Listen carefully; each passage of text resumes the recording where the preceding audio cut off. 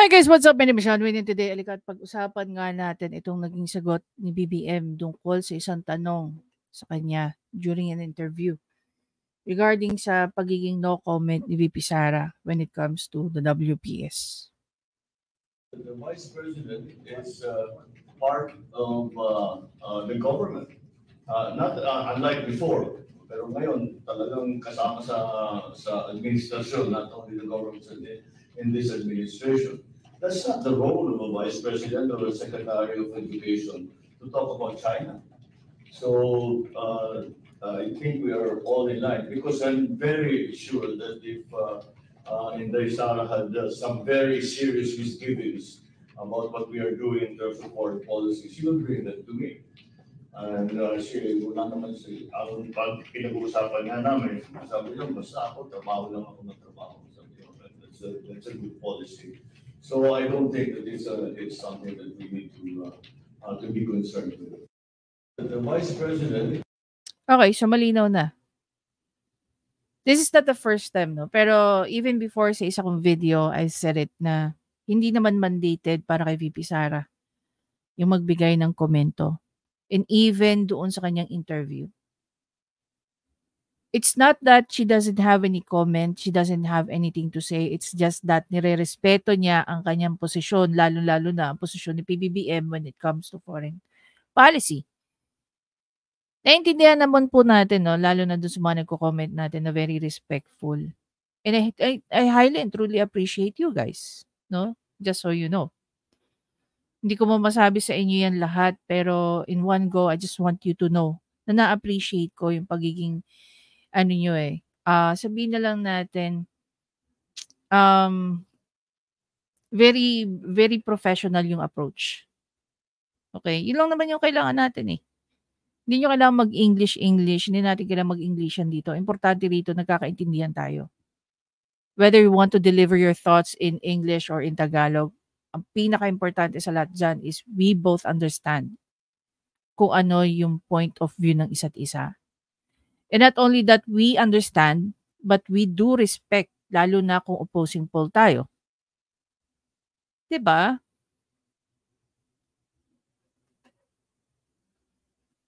Kayo ba gugustuhin nyo? Well, maybe. Should I be asking you that question? Kayo ba gusto nyo na may nananapaw sa inyo? Like say for example, if you're the owner of the business and like there are people who's asking you, tas katabi mo yung manager mo, ikaw yung tinatanong, tapos ang sagot na sagot siya. Or habang nag-i-explain ka, sinasapawan ka niya. Di ba parang nakakabastos? Can you just leave it with me? Di ba? Can you just leave it to me explaining, the explaining. Kasi pwede rin may masabi si VP Sara that is not aligned sa nangyayari. No? Tapos hindi naman pala siya chief architect. Are we now in favor sa mga politikong paepal? Ito ba yung epekto natin? Kakanood natin sa mga Senate inquiry hearing ni Raffy Tulfo that we're getting used to it? Diba? Di ba dapat natutuwa tayo kasi may mga politiko pa rin na ang intensyon lang ay magtrabaho na magtrabaho. Gawin lang kung ano nakamandato sa kanya.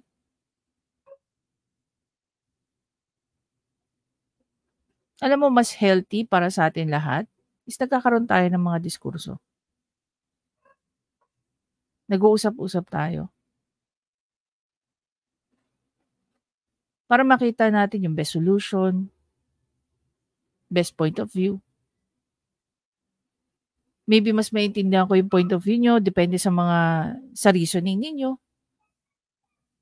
Maintindihan nyo ako based sa mga reasoning ko.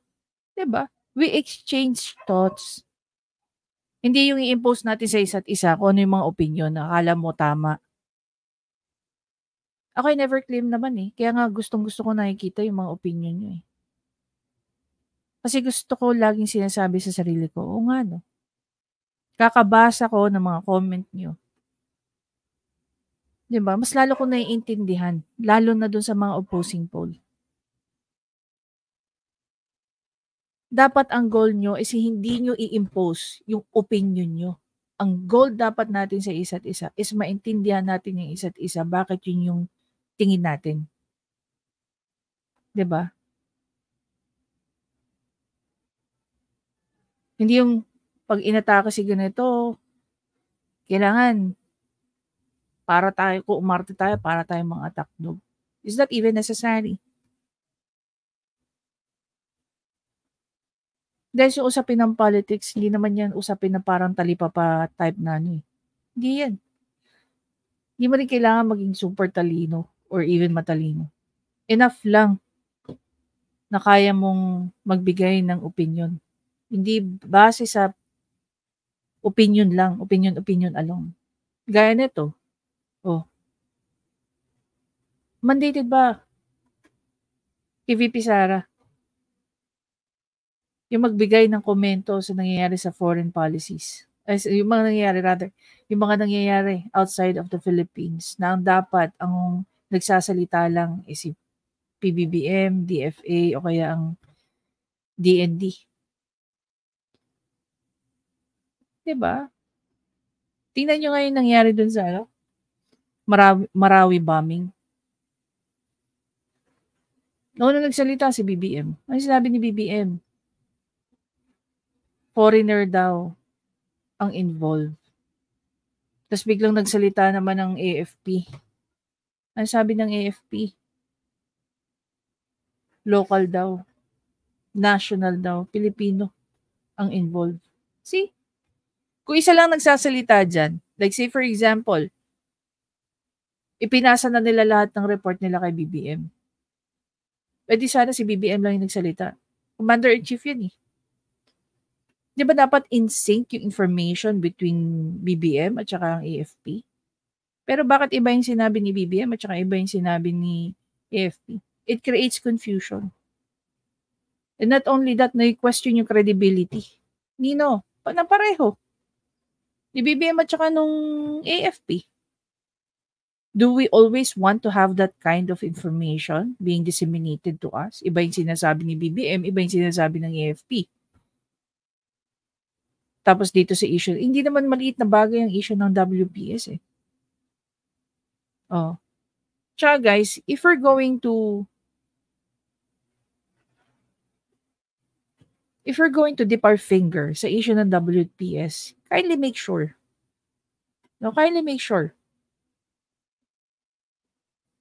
na lesser yung opinion natin.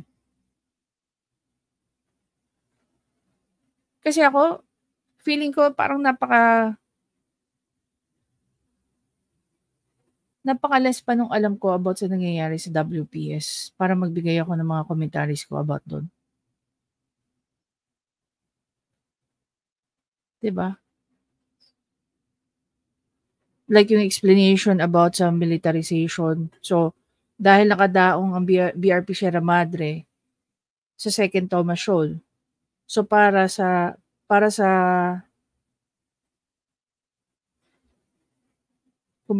ruling, based sa ruling ng UNCLOS, pag merong ganun, hindi nila yung saklaw. Hindi nila nako-cover. Natanong nyo ba sarili nyo, paano nangyari na territory natin, ang Second Thomas Shoal? When in fact, ang sinasabi, within 12 nautical miles, territory pa natin. Pero beyond 12 nautical miles na di umano, ang Second Thomas Shoal. Sinasabi ninyo, binenta di umano ni PRRD ang ilang island dyan. Pero may mga lumalabas na balita na nawala ang Scarborough Show noong panahon ni Pinoy.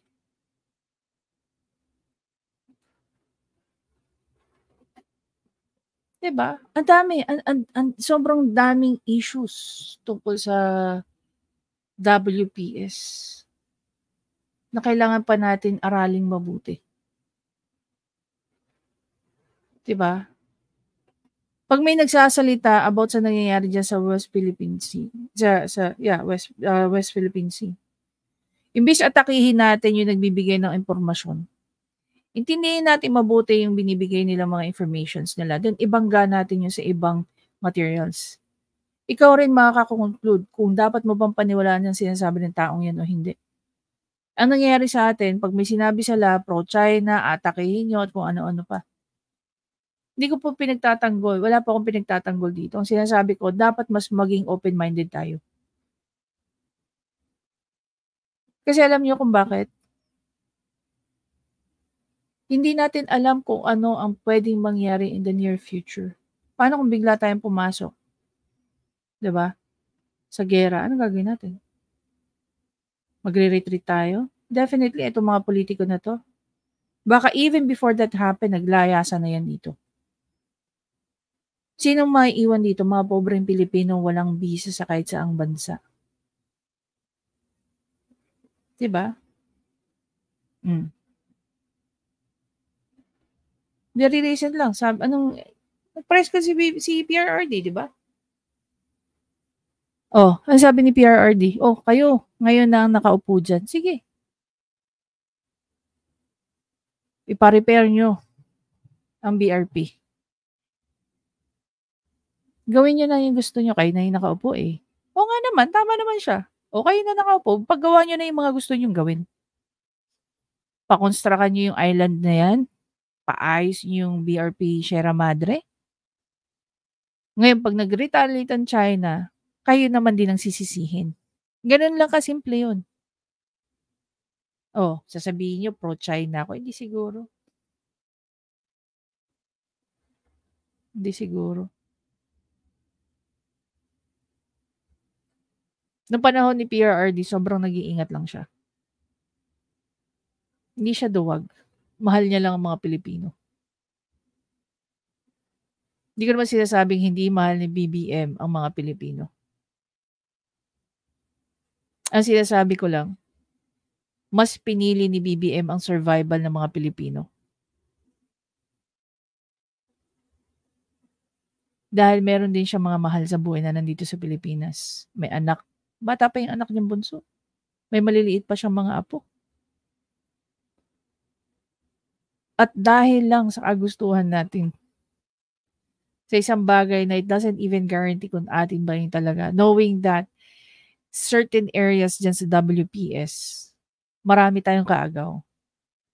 Even if we win dyan sa ng China, we still have 4 or 5 more. Kaagaw, kahati, I don't know, kung ano matatawag mo dyan. Dalawa lang naman ang magiging solusyon natin dyan sa West Philippine Sea, sa totoo lang. Either we go to war, or we reach an agreement wherein kung ano man ang yaman na meron dyan sa EEZ natin, kung sino man ang mga nakikihati sa atin o nakakahati natin, can we just share whatever resources we have there? 'Di ba? Yun lang naman yun eh. Preservation. Yung kay PRRD, preservation ng Pilipino ang pinili niya. Kay BBM, yun ang hindi natin sure. Kung ano ba talaga ang inaan niya. 'Di ba? And here's the funny part, no? Binoto ko po si PBBM nung eleksyon. Binoto ko rin si VP Sara nung eleksyon. Pareho ko silang sinusuportahan. Pero meron din po akong karapatan na batikusin either sino sa kanilang dalawa. Yung iba, pag binatikos mo si BBM, nagiging anti-ano ka na. Anti-government ka na. Di ba pwedeng hindi lang ako bulag? Sobrang nanahimik nga ako nung ang taas-taas ng kilo ng sibuyas eh. Sa totoo lang, napakahirap i-depensa nun, di ba? Pero hindi ako bulag eh. Hindi ako tanga. Naawa ako dun sa mga kababayan natin na pumupunta sa palengke. Kasi mahilig po ako mamalengke eh. Isipin mo, yung value ng pera na meron sila kaya lang bumili ng isang pirasong sibuyas. Pag mataas ang presyo ng sibuyas, kawawa ang mamimili. Pag mababa ang presyo ng sibuyas, kawawa ang farmer. Oh, naging DA secretary si BBM, ah.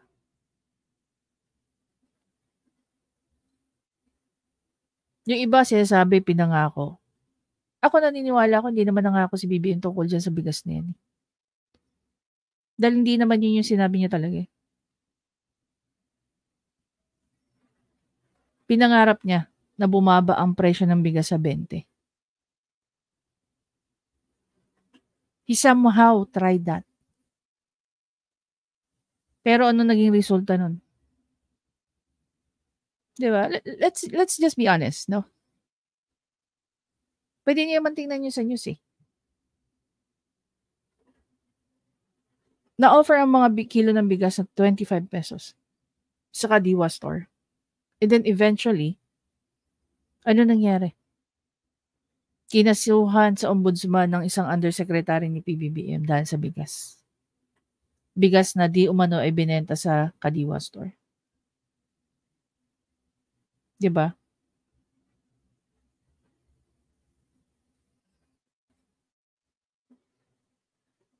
Bibili ng gobyerno ng mahal at ibebenta ng palugi para lang masabi na na-reach somehow ni PBBM yung 25 pesos. Kung di man 20, at least he was able to work it out at 25.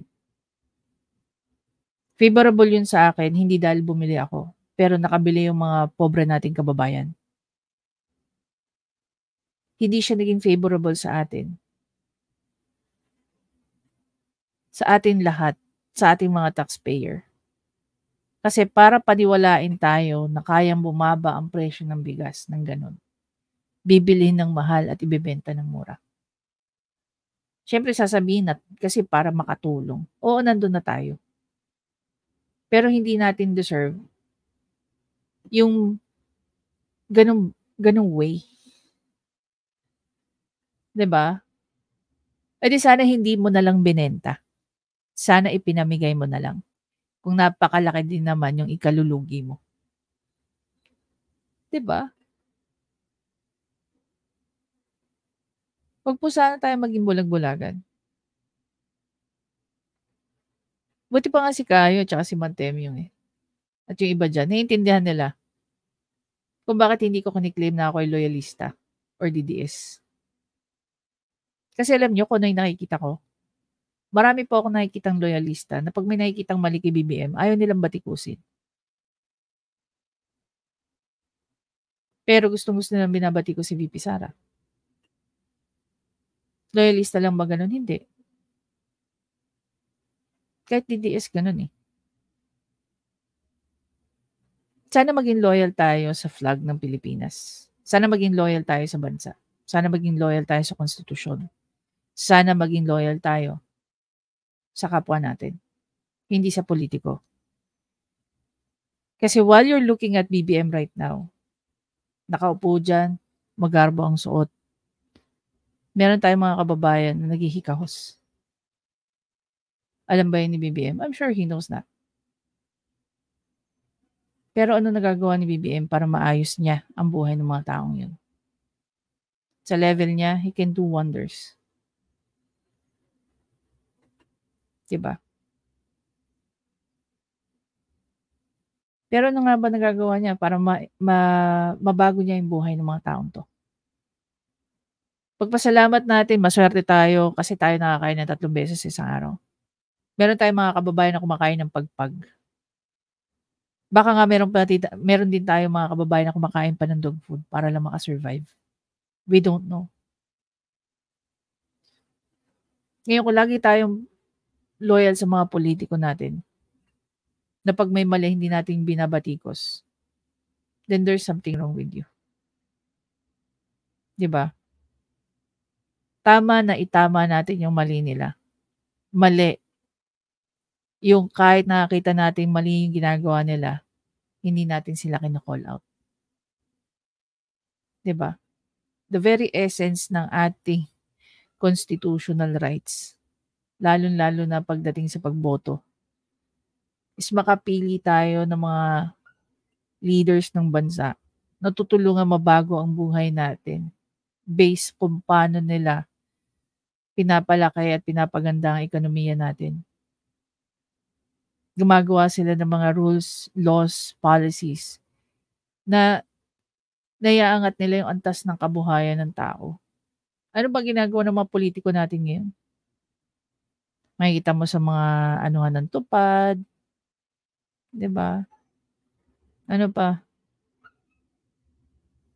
Magbayad ng mga vloggers para siraan ng ibang politicians, magbayad ng mga vloggers para atakihin yung mga bumabati ko sa kanila, magbayad ng mga vloggers para i-mass report yung mga social media accounts ng mga kritiko nila, 'di ba? So that they can continue whatever it is that they're doing. Yung mabigyan ka lang ng 10,000, 15,000 para sa'yo ang laking tulong na yun, hindi mo alam nabili na yung pagkatao mo. 'Pag natapos na yung 15,000 mo, 'pag ubos na yan, that's the end of it. Mas pipiliin ng kababayan, ito yung nangyayari guys mas pinipili ng mga kababayan natin nakakatanggap ng one time, big time na pera. Ayaw nila na buwan-buwan, ganyan yung natatanggap nila. Kasi may mga working politicians tayo na really they're doing their best to elevate our lifestyle. No? Yung kondisyon ng ating pamumuhay, nababago nila. 'Di ba? Sorry for my monologue. Nakaka-disappoint lang din that ang dami-dami nating mga kababayan na mas pinipili maging loyal sa isang politiko kaysa maging loyal sa bansa nila. Tsaka sa mga kababayan nila.